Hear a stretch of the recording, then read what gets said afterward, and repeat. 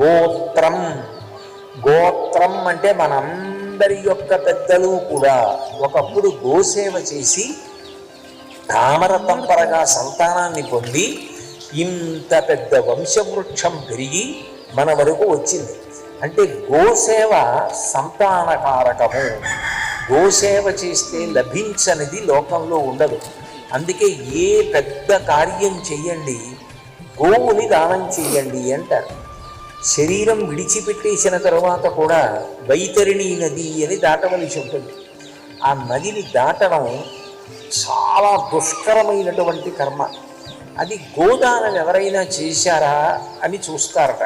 చూసి గోదానం చేసిన వాడైతే వాడికి గోవు అక్కరకొచ్చి గోవు తోక పట్టుకుని అందులో మునిగిపోవలసిన అవసరం లేకుండా ఆ భయంకరమైనటువంటి నదిని దాటిపోయి వెళ్ళిపోతాడు.